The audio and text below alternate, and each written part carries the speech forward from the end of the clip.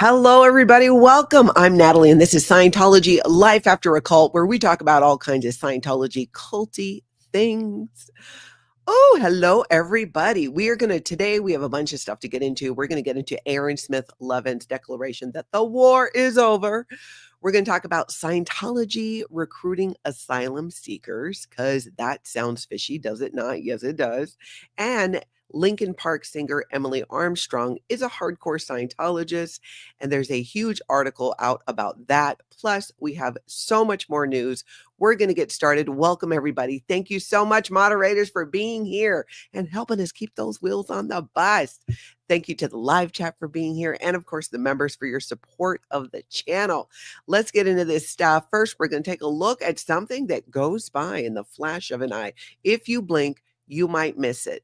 But on Max, there is a trailer with a very interesting snippet in it. We're going to look at that before we get into the war is over. So again, you got to watch because it'll happen very fast. It goes by very fast. Here we go. There we go.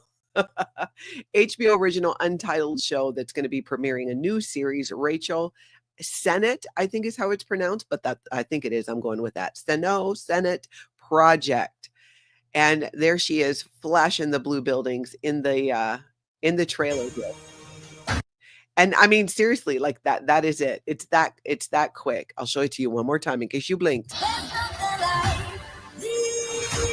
Boom, flashing the blue buildings. Interesting little thing. Somebody with a really good eye sent that to me because I think, sometimes we tune out in the trailers you're not even watching, but I love that that's in there and that's on HBO Max. So, hey, I might need to renew my subscription because I think I just gave up my Max because let's be honest, I'm pretty much watching YouTube almost all the time, but there are documentaries and other cult shows that I want to see. So I do have some other streaming services. What about you guys? I'm curious. Do you primarily, you know what, even if you are on the replay, put a 1 in the chat if you primarily are on YouTube, or are you still doing other streaming services? I'm curious where everybody's at on this at this time in the history of humanity. And if you are watching other streaming service, I'm curious as to which one. I do like my Hulu because, I got to watch the Golden Girls before I go to sleep to brain scrub. That's my show for that. Ooh, so a good amount of you are definitely doing YouTube streaming only. Okay. Yeah, keep it coming. And again, if you are in the replay, participate, jump in those comments. I appreciate it. And if everybody could remember to head over, hula on over to that like button, show it some aloha by giving it a little tap and subscribe as well. Now let's get into this video from Growing Up in Scientology, Aaron Smith-Levin, who made the announcement that the war is over. Now, if you're a former Scientologist, or at least if you were around since 1993, the joke and the reference that he's making by this, because it was the way that David Miscavige, the current leader, the cult leader of Scientology, announced their win over the Internal Revenue Service when Scientology gained tax-exempt status back in 93. So that's the backstory for our friends, our many friends, never in Scientology, but all in on ending this cult. So you'll get the joke. Plus, he takes a look at it anyways. We're going to look at that. Hey, Kelly Copter, aloha. Same to you. I hope you're having a good weekend too. I've got my grandkids coming over later this afternoon. We're doing a sleepover. So yeah, it's going to be a fun day. I'm glad I got a ton of sleep last night. As you can tell, I woke up not that long ago. I usually don't sleep in, but I'm trying on the weekends, going to bed and sleeping and not getting up till I get up. And I slept till like 9:15, almost 9:30. That is unheard of for me. I stayed up till only 12:30. But that's why I look like I just rolled out of bed, because I literally did not that long ago. But I'm here for it. I'm so here for lots of sleep. Okay, let's take a look at this now. Again, this is from Growing Up in Scientology, Aaron's video and announcement. Check it out. Because on October the 1st, 1993, at 8:37 p.m. Eastern Standard Time, The IRS issued letters recognizing Scientology, and every one of its organizations has fully tax exempt. The war is over.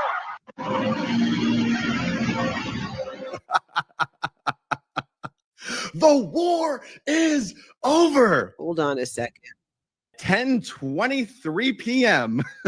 in my mailbox, I got a letter from the IRS recognizing the SPTV Foundation as fully tax exempt. The war is over, everybody. Oh my goodness. How about I just share with you guys the determination letter here. And then I have some more behind the scenes stuff that I want to share with you guys about all this.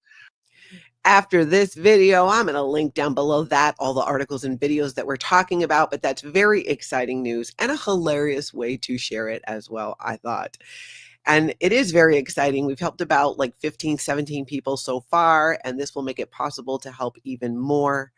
So lots and more news is going to be coming out about that. So stay tuned, you guys. It is a beautiful, beautiful thing. Mia Mo, did you see Coffee and Cult's new episode about Scientology? What do you think about it? I did. I highlighted it yesterday. I even reached out to the creator and invited her to come on and join us over here at Scientology Life After a Cult and kind of talk about what it is she does, what inspired her to get into covering cults, especially Scientology. So stay tuned for that. I'm hoping that we can make that happen. All right. So huge news again yesterday about this SPTV Foundation getting its tax exempt status. And the reason the SPTV Foundation exists is to help people who've left Scientology get back on their feet again. And many people who leave Scientology, as you guys know, especially the Sea organization, do so with almost nothing. Often they don't have a driver's license or a bank account on account of being in the Sea organization and working, being available 24/7 for Scientology. So there's a lot of things that many need, and many aren't in a position, even other former Scientologists, where they can financially have their needs met and need that extra help. And that is what it's for people who've left Scientology that don't have the financial means to get back on their feet, or there's an emergency. And it is just a beautiful thing. It's very, very simple. People need help after they left Scientology. We see if we can help them. It is just that easy. And we are going to have some fun coming up, do some game nights and fundraisers for the foundation. So everybody stay tuned for that. Okay, now let's go over and talk about Mike Brown's video yesterday. Mike Brown did a video called Dear Mike Rinder. It was a direct response to the 7-video series that Mike Rinder put out. And it's part of that. He did speak about Mike Brown and his mother, Rosemary. Many of you are familiar with Rosemary's story. Mike Brown and others, with the help of the Aftermath Foundation, were able to literally rescue his mother, who was experiencing horrific elder abuse in Scientology, in the Sea organization. And Mike shares what happened there, sets the record straight in multiple ways. But as part of sharing the story, he shared some things that are mind-blowing in terms of evidence about elder abuse in Scientology and the financial irregularities, which is what they're called too in Scientology. Financial irregularities, Scientology. In fact, this story is pretty big. We got to wake up the Office of Special Affairs for it. Oh my gosh, where's Davey? He slept on the floor. I'm so sorry, Davey. Usually I put you back on your perch. David Miscavige, wake up your people. We'll be a little quiet because it's Saturday. Office of Special Affairs, my lovelies, rise and shine. We've got a lot to talk about. Your leader here, David Miscavige, is not going to want you to miss any of this. So pay attention. Okay, Mike Brown. Mike Brown does this video addressing the Mike Rinder videos that came out and sharing more about his mother Rosemary's story. But take a look at this. I'm going to show it to you and then we're going to talk about it. So again, this is from Mike Brown's YouTube channel. It's approved is one thing, and then putting the whole plan is quite another. she started telling me about all of these other old people that were in these different facilities. And with this, we slowly started to assemble a list of over 35 other people in the area where she is, down there. Let me just zoom this in just a little bit. Sorry about that. Where she was in Los Angeles. So these were different facilities, both close to their property owned by Scientology, and then other ones that they were using and stuffing people into. And this is just literally like dozens and dozens and dozens of old people that have similar situations to my mom's. And that also many of them have had their, and this is a list of all the registrars. You know what's sad? The overall, the situation is heartbreaking that this is occurring at all. This has been going on for a long time. So this is by no means a complete list. And what's been happening with elderly people being put into these facilities and not being fully taken care of. These are Sea Organization members that spent the majority of their life serving Scientology, David Miscavige, and even L. Ron Hubbard, because some of them were involved during those days. But it gets worse. This isn't just a situation. This is important to understand. This is not just about how these Scientologists and Sea Organization members are discarded into these facilities where they don't get the full care that they need. It goes deeper than that. These elderly individuals are being taken advantage of by Scientology and the Sea Organization, and credit cards are being opened in their names and being run up, taking their Social Security. There is, in fact, Mike gets into that. Let's listen a little bit more. That had been siphoning off their money and using them like human ATMs to get the stats up. That's right. And there's even a list of registrars in Scientology. I do believe most of these, I'm not sure about the first two from the Los Angeles organization. Reg is short for registrar. And that is the person in Scientology who takes your money. Who takes your money. Those are the people, the registrars in Scientology. And Mike Brown has not just a list of the victims, but also the perpetrators of this. So imagine you're an elderly person. You've worked for many of them your entire life. Some of them I recognize from my time in the Sea Organization, and that was a heck of a long time ago, that are still there. That is heartbreaking. And they are being used as human ATMs. That is such a great way of putting it. And Mike has the most amazing, comprehensive record of this, including the money, the when, the how, the who that was taken from his mother. So this is huge. I'm going to link the video down below after this video. If you have not seen it, please check it out, because there's so much information here about elderly abuse in the Sea Organization and in Scientology. It just blows my mind. Anna Witt, thank you so much for the super sticker. Aloha, Natalie. I love your streams. I'm happy that you're here. Thank you for being here. This is a story that's not going to lose steam. Mary James says, absolutely disgusting what they've done, continuing doing to our older folks. Exactly. And many of them, what family they once had likely does not even know that they're there and what is happening with them. So many of these people are completely cut off from the outside world, and their only point of contact is their Scientology handler. And the idea of using them as human ATMs just boils my blood. I just cannot even tell you. And I'm sure you guys are having a similar reaction to that as well. So I know that Mike Brown and others will continue to blow the lid off of this, because it is disgusting. Office of Special Affairs. Some of you might already know about this. Some of you might know, but you have an opportunity. You have a chance to do something about this. You know that it's off policy. It is not even per policy in Scientology to do this. It is a financial irregularity in the fullest sense of the word.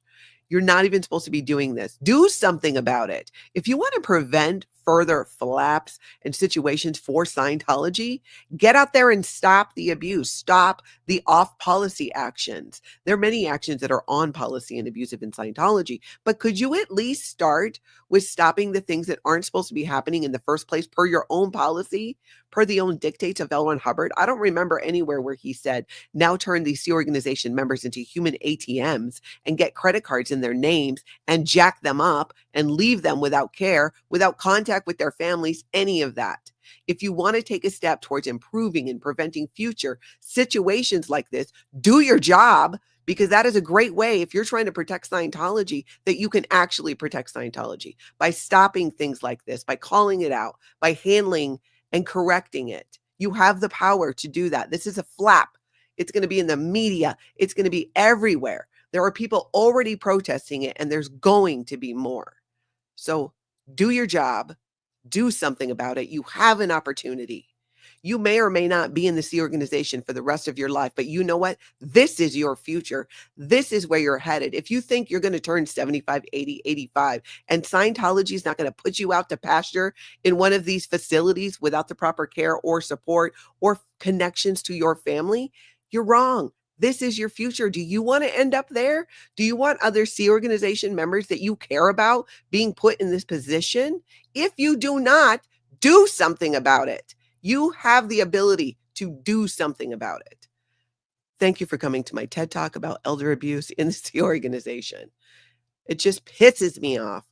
Marcy, Office of Special Affairs, is hijacking my hearts, and hundreds here on this side. Yeah, absolutely. 110%. It's complete BS. It is so easy to fix. You guys have so much money. We're talking billions of dollars in real estate bought on the backs of Scientologists. Why don't you do something with that International Association of Scientologists money, the hundreds of millions donated by Tom Cruise, Nancy Cartwright, the Minkoff family, everybody else? Why don't you just put a little bit of that into helping these humans who dedicated their lives to Scientology?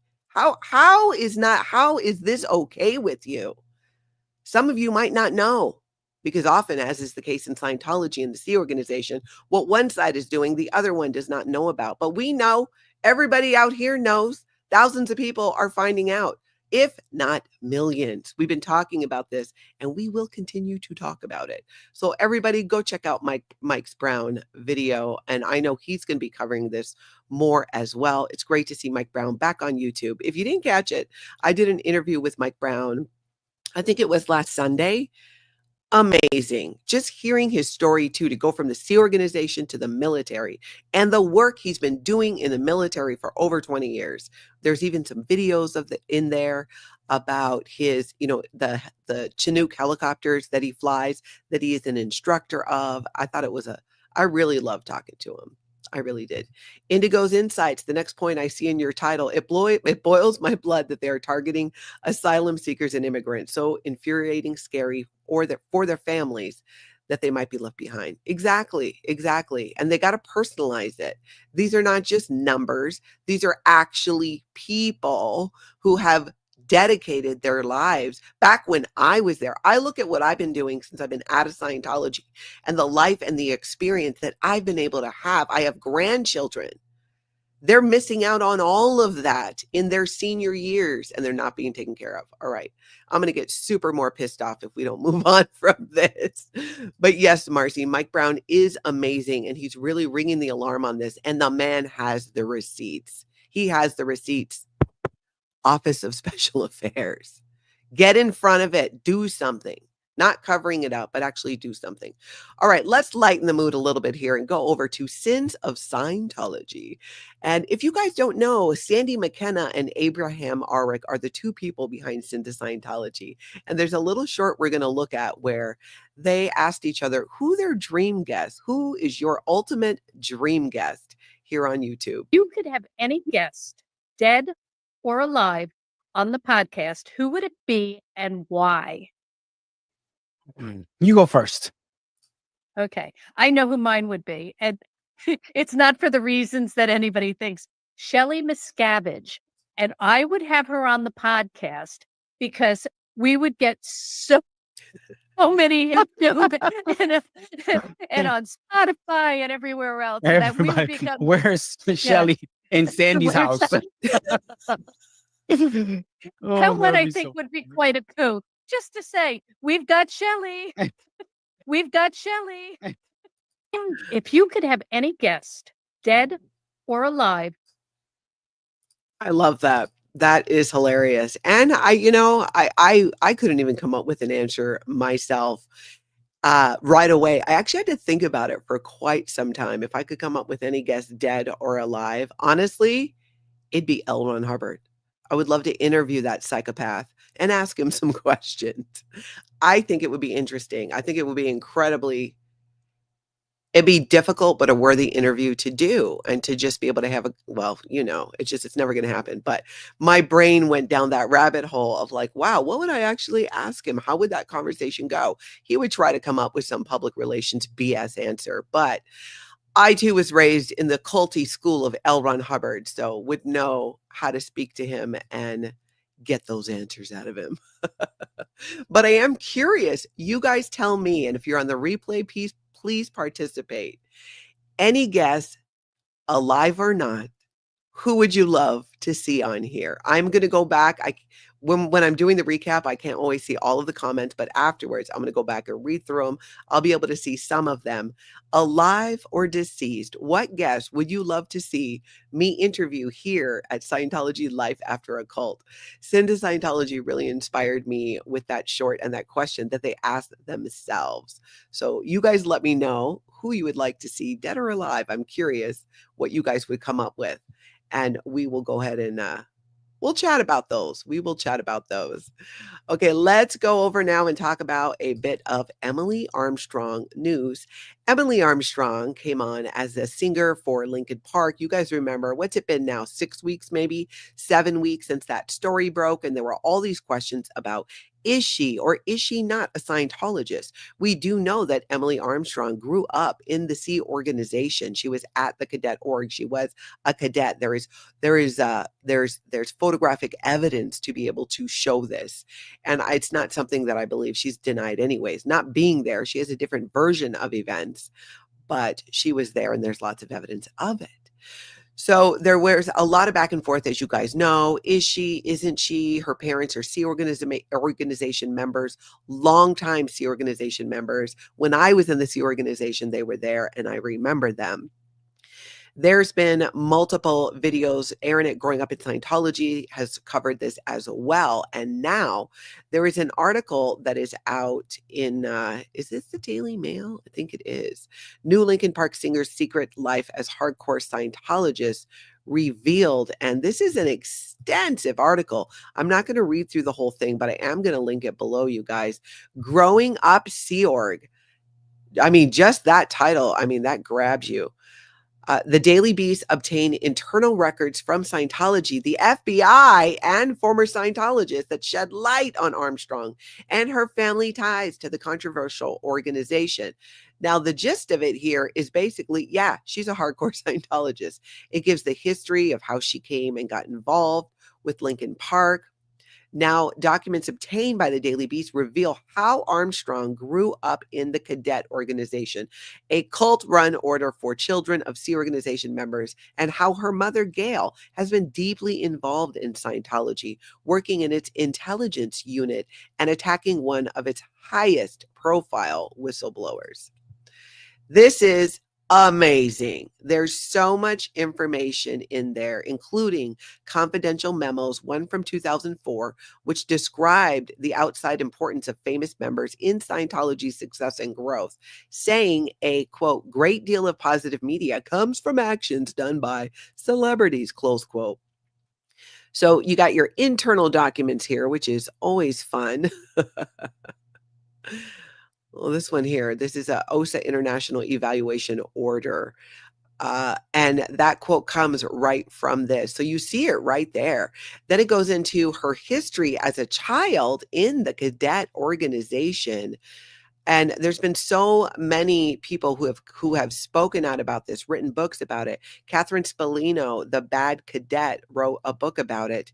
And Ava, who she refers to as Ava in her book, is said to be Emily Armstrong herself. And this article gets into a lot of things that happen that Catherine Spallino has shared in her book, The Bad Cadet, which you can find on Amazon. It is, I do believe you can get it on as a book. You can also do it on Audible. So be sure to check that out. Here is another flag order. Now, flag orders are something in Scientology, in the Sea Organization, specifically written for Sea Org members. So Scientologists aren't going to be necessarily reading these flag orders, but lays out what cadets are, how they're not children, and how you make the designation.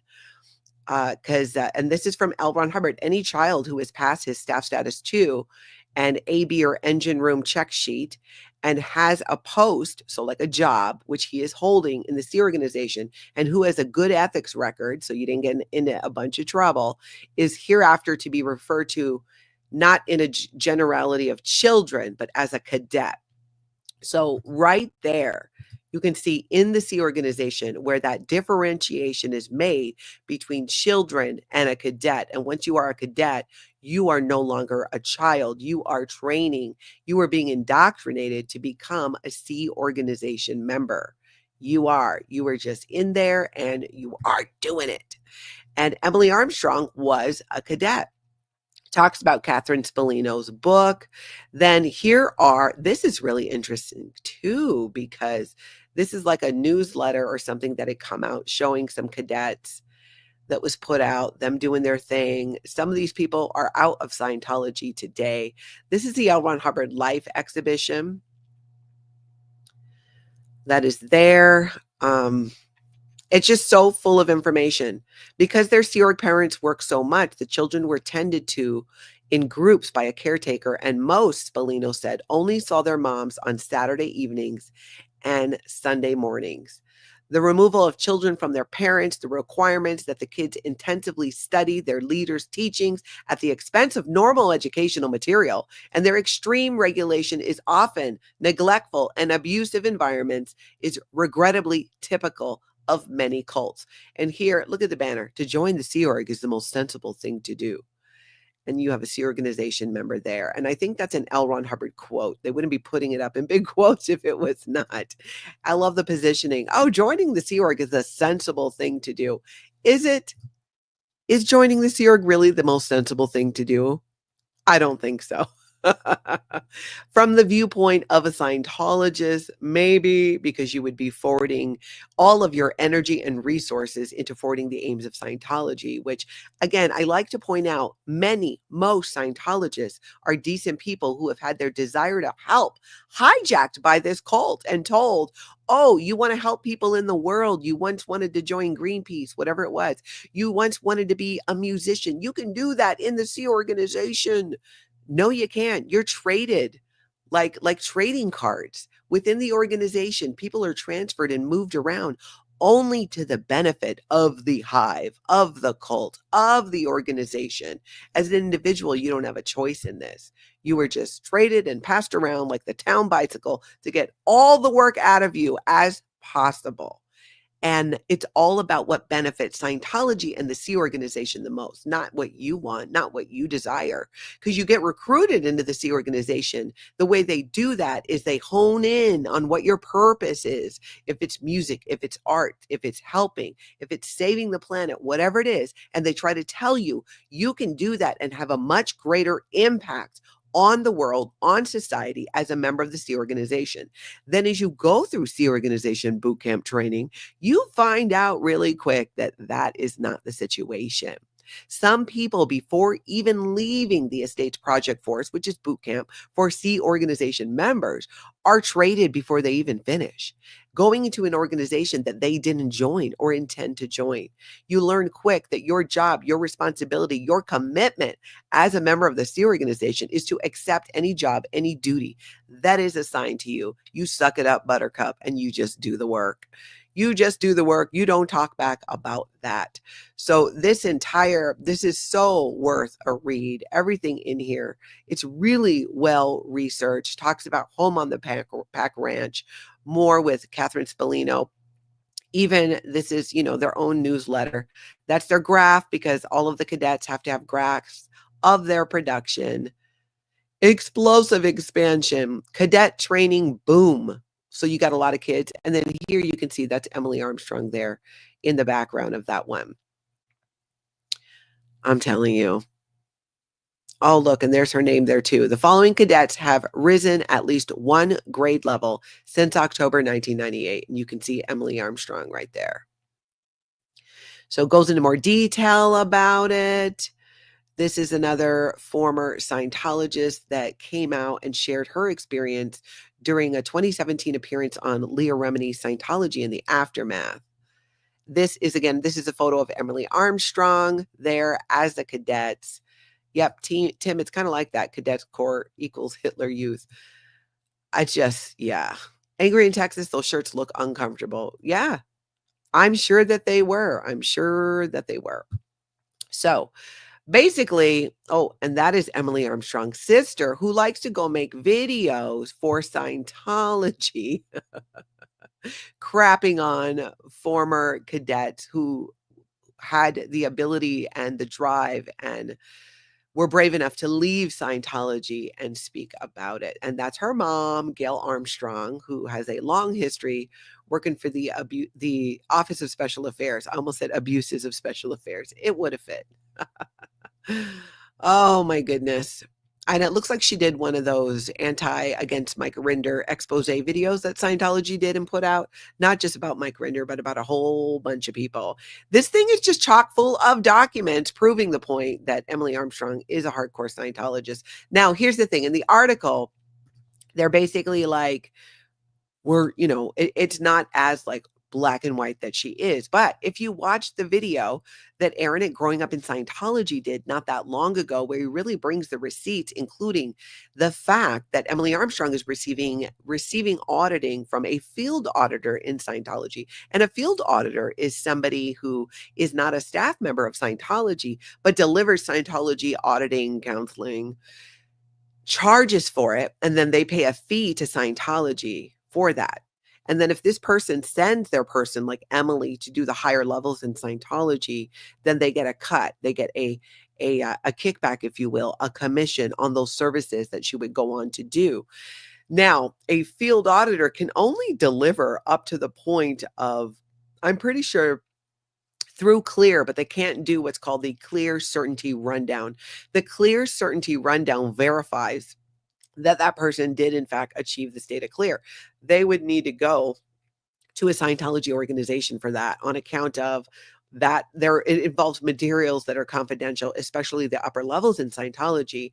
I am not aware of anyone who's able to do that outside of the upper level organizations like Flag or the advanced organization in Los Angeles. You can't just be running around, learning about Xenu outside of a locked Scientology building. So she can only go so far that way. And then it begs to question, how is Scientology going to handle it when, to get onto those upper levels, you have to have a good ethics record. And Scientology themselves, L. Hubbard, is homophobic and has said that homosexuals are criminals and sexual deviants. So how do you reconcile those things in Scientology? We do notice that they're a little light on lesbians in Scientology, like Catherine Bell, and even with Emily Armstrong, they want to come across like, oh, no, we're good here, we're good. Oh, of course we support gay marriage. No, they don't. Any of my former Scientology people here in the chat, you guys know L. Hubbard was very clear in Dianetics, in Science or Survival, in the policies of the Sea Organization, that they're not down with that. They're not. I personally worked with, off the top of my head, 2 people I can think of who were gay in the Sea Organization and got in huge amounts of trouble for it. Huge amounts of trouble. So they've not changed there. They've not. Susan, thanks for the reminder. Everybody who's here, go hit that like button. All right, so check that out. I'm going to link that down below. Now, let's take a look. We're going to look at something. This was a couple days ago when Growing Up in Scientology, Aaron and Relatable Reese were out speaking to people on the street. And there was a story that this one guy shared that blew my mind. And some of you may have seen it, but you might not have caught this, because this is a game changer in terms of Scientology getting your personal information. And if this is happening in Florida, this wasn't even by flag. I mean, it was in Dunedin, I believe, where a smaller Scientology location is. I think it was around there. But listen to what happened to this guy, you guys. This is crazy. You know? Yeah. So I just started grabbing a few of them because, like, I think it's pretty funny, and I know it's people that do certain drugs. So, like, hey, man, Scientology says you need help. You know, you need to get a counter to tell you what's going on in your life, and you know. And first, I just got to say, I mean, Aaron Smith-Levin is he's a big guy. This guy is a lot bigger. He's got to be 6'6", 6'5", 6'7". Before I know it, there's this woman behind me, just inching over. I got my dog with me everywhere, so he's like eager to meet her. I'm like, oh no, I don't want to talk to one of these people. I just want the pamphlets. So somehow she conveys me to get into like the building, right? So they're handing out what sounds like the Truth About Drugs booklets, and someone convinces him to go into the Scientology building. And I'm like, you know, maybe there's more pamphlets. This will be funny. She's like, here, have a seat and, like, you know, watch this video. I'm like, no, I'm not going to do that. I don't have the time. Way too hungover. 3, I need to eat something. And 4, I need water. She's like, well, I need water? I don't know if I want your water.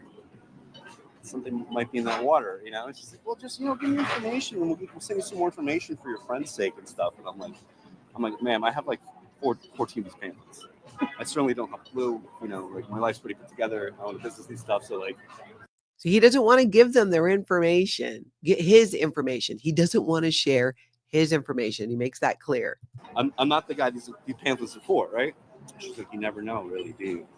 So about like 2 weeks goes by. I give these pamphlets out to the bar, you know, a few friends. They thought it was hysterical, you know. None of them huff glue for the record. And I get something in the mail from Scientology with my full name on it. Oh my God. They have my full fucking name. Oh my God. They looked you up. I got blue snarfed. Blue snarfed. Okay, I have not heard of this. This is new to me. And if anybody in the chat or on the replay has a better understanding of what that is, can you explain it to us, mainly me? Wow. I had my Bluetooth on. So they blue snarf, which is a hack they do in vector proximity. So everyone walking by there, they're data mining. Does it pull the info from your phone? Yes. So he had his Bluetooth on. So somehow Scientology has the ability to data mine your phone and get your contact info when you're, it sounds like even just close, definitely in a Scientology building. Wow. I had my phone number. I was getting texts. I never consented to any kind of information. I never did any kind of like, I'm going to fill in any blanks. I'm not going to fill anything out. I didn't give my full name either. That's the thing that I was like, okay, this is a little weird. I don't have the, you know, face identification technology. From my phone number. Wow. It's a little bizarro. So, And so that was at this center just a couple blocks over? yeah. How many years ago was that? 3 years ago. Because I was going to say that thing's been closed down for almost 3 years. So it's been closed down, but so getting all that technology did nothing. Okay, I'm going to read you something that Nancy found. Thank you, Nancy. It says, blue snarfing is the unauthorized access of information from a wireless device through a Bluetooth connection, often between phones, desktops, laptops, and personal digital assistant. This allows access to calendars, contact lists, emails, and text messages. And on some phones, users can copy pictures and private videos. Both blue snarfing and blue jacking exploit others' Bluetooth connections without their knowledge, while blue jacking is essentially harmless as it only transmits data to, well, that's all the information I got there. But how creepy is that? Well, I mean, it just has me thinking about a whole bunch of kind of different things. For one, I guess, at a minimum, shut off your Bluetooth if you are anywhere near Scientology. And are other businesses doing this? Are other people doing this? I mean, usually you have to opt in. You know what I'm saying? You have to opt in to a mailing list to be getting tax information. But we know that there are people, groups, organizations that sell contact info. Because I know, especially, oh my gosh, during the election, daily text messages from people I had no idea whether I supported you or not. I'm like, block, opt out. Because no, where that information is sold. But this is not that situation. This is like you walk by Scientology and they're like, grabbing your info, like shut off your Bluetooth. It's crazy. Blue snarfing is the theft of information from the target device. For a blue snarfing attack to succeed, the attacker generally needs to be within a maximum range of 10 meters from the target device. In some cases, though, attackers can initiate a blue snarfing attack from a greater distance. Woo! Turn your Bluetooth off, people. Think about how many people walk around with earbuds in too, which you need to be able to. You got to have your Bluetooth on to be able to do that. This is new to me. Wow. That's crazy. Just a Northern girl. The only people who are using this technology are crims. Yeah, absolutely. And who's going to positively respond to having their info jacked by Scientology and that's how they're contacted? I mean, that is creepy as all get out. And this was 3 years ago that this happened to them. So God only knows what technology they have now or what they are doing when you go into or are near a Scientology organization. And if they're doing that at a little Scientology organization in Florida, what are they doing at the Blue Buildings? What are they doing at the L. Ron Hubbard Life Exhibition? What are they doing at these larger, what are they doing in Clearwater in Florida? What information are they getting from people's phones? Sharona, excellent point. That is why you likely see William Good have plug-in earbuds. Yes. Excellent point. It's making me rethink so many things. So many things. Paula says, I can imagine the cult having a whole undercover setup in that building while pretending that it's vacant. They could line it up along the outer wall and scan everyone that drives or walks by. Wow, Scientology. Office of Special Affairs. We know now. Everybody knows. They're all finding out. Y'all better do something about this one too. You all better do something about it. Adam says, Emily being 100% lesbian, does Scientology give her a free pass as a celebrity? It would appear so. It would appear so. Also, is that why she's getting auditing from a field staff member and not at a Scientology organization? It's making me wonder, did something come out where they're like, okay, you can, if you are an active homosexual, as they like to call it, you can do Scientology auditing and training with a field staff member, not at the organization. What happens if and when they want to get onto the upper levels? What if Emily Armstrong wants to go get all her body thetans off of her and learn about Xenu? What then? I guess we're going to have to see. I don't know. Does anyone know where Catherine Bell is at on Scientology's Bridge to Total Freedom? Is she on? Has she done the upper levels? Nancy, can you do a quick Google, see if anything shows up? Catherine Bell, where she's at on Scientology's Bridge to Total Freedom, or Bridge to Total Bankruptcy, as lots of us like to call that. Yadira, thank you so much for the reminder. That's right. That's right. Office of Special Affairs, cut it out, or at least start doing something. Did you guys sign up for this? Is this why you signed a billion-year contract to whatever it's called, people's information and contact them that way?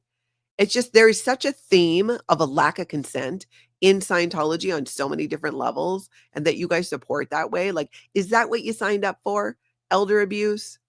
For doing stuff like this? Think about it. Think about what was the reason? What was the purpose? You joined the C organization. And if it was to forward the aims of Scientology, what is your reason and purpose in doing that? In helping people? Open your eyes to the truth. You have a gut feeling about it. Your spidey senses are going off. You're sick to your stomach sometimes. It's hard to sleep. It's a lot of stress. Why? Because you're in a human trafficking cult and your desire to help other people has been hijacked. It has.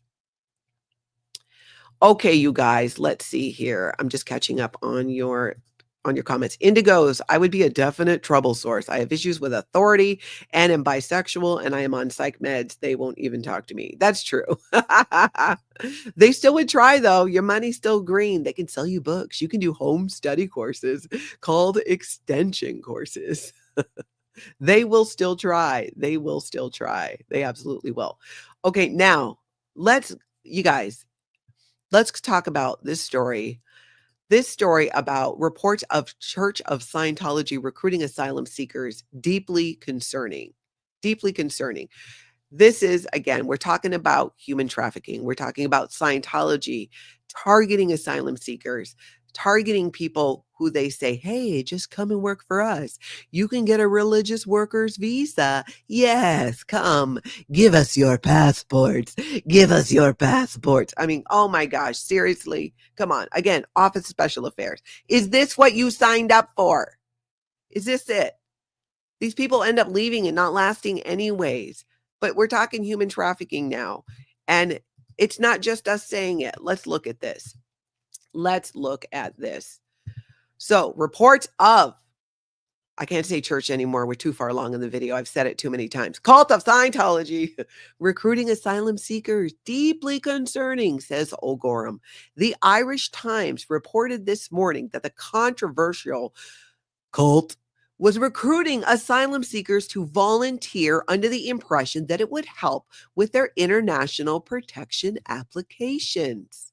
Minister for Integration Roderick O'Gorman has said that reports of the cult of Scientology recruiting asylum seekers to volunteer for the cult under the guise of helping them with their application for internal protection is exploitation and deeply concerning. Yes, it is. And how lovely that they're being called out on it by officials. They need to be called out in the United States as well and other countries.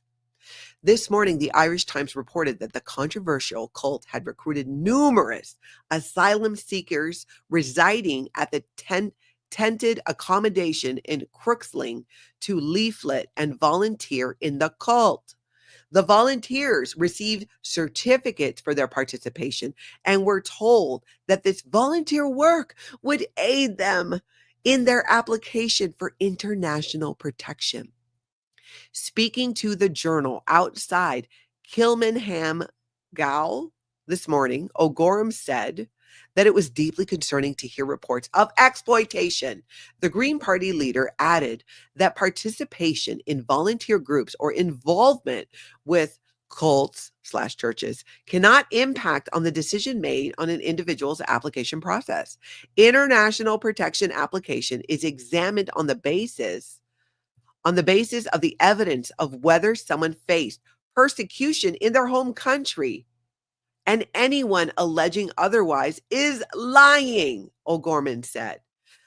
I'd have a real concern that an organization is using, I suppose, a prospect of something perhaps very attractive to international protection applicants and maybe preying on their vulnerability as well. It's absolutely preying on their vulnerability. In the Irish Times report on the matter, one man seeking international protection said that twice a week for 2 months, between 30 and 50 men were bussed into the city center to hand out anti-drug leaflets. That's the truth about drug booklets by Scientology. Those are the same booklets that the guy in the last clip was talking about. They're being recruited to hand those out. O'Gorman told the Journal that although many people seeking the international protection to get involved in voluntary groups, and the vast majority is incredibly positive, the reports of exploitation of asylum seekers by the cult was something to be looked into. Other volunteer groups offer a huge support, particularly on front of integration.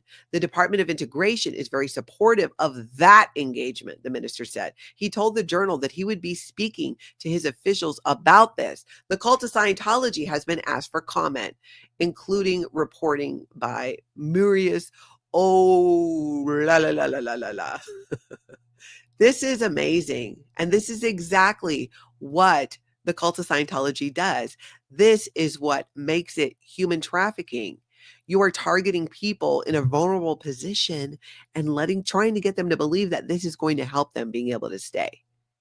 And then they take their passports. If they're being recruited from there into Scientology organizations, absolutely, that is what's going to happen. It's really disturbing things. Mia Mo says that this would happen to me, I would run away. I wonder how Scientology thinks this helps them in any way. Exactly. Exactly. And we do have some information that Nancy found for us that Catherine Bell, the other Scientologist who is actively and opening living as a lesbian, has achieved the state of clear. Here's my question though. Did she achieve that state before or after she came out? Because it could have been before, and she just happened to be clear, and then was open. Because she was married before, I'm pretty sure, to a man. So many questions there indeed. But this issue of human trafficking in Scientology, in the Sea organization, this is how they do it. It completely is. This is how it starts. Indigo's insights. I think it makes asylum seekers, I think it makes sense. Asylum seekers are very vulnerable. Yes, you have this hope, you have this dream of making it in whatever that country is, and they're totally being exploited. Absolutely, 100%.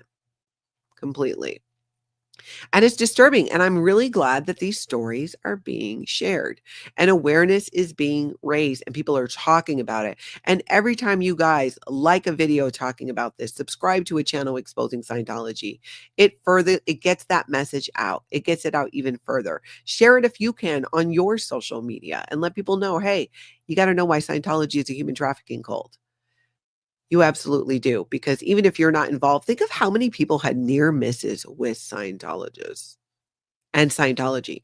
Near misses where they were trying to be recruited and they realized like, whoa, wait a minute. Or somebody let them know what was up. We've seen multiple people live streaming and protesting Scientology stop people from going in by just saying, hey, do you know that it's a cult? Do you know these truths and the information about it? And they find out, and it actually does help stop people from going in there. And even somebody like a celebrity like Emily Armstrong, and I think it goes without saying, and even if it doesn't, I'm going to say it. Emily Armstrong can practice Scientology if she wants. That is her choice. She gets to do that. She gets to make that choice. Does it mean she's any less competent or capable as a recording artist, as a singer? No, it doesn't. It doesn't. Does it mean that she's not a good fit for Linkin Park? I don't know. I don't follow the band as closely, but many of their fans, there are many who thinks as a singer that like it's working. That's not the issue. The issue is how can somebody who is an avid supporter of Scientology, an organization that has a front group called the Citizens Commission on Human Rights, whose main goal is to eradicate psychiatry, to get rid of valid mental health therapies in that field. How does that align with the vision and the purpose of the music of Linkin Park and its original founding member, Chester? How does that align? How does that happen?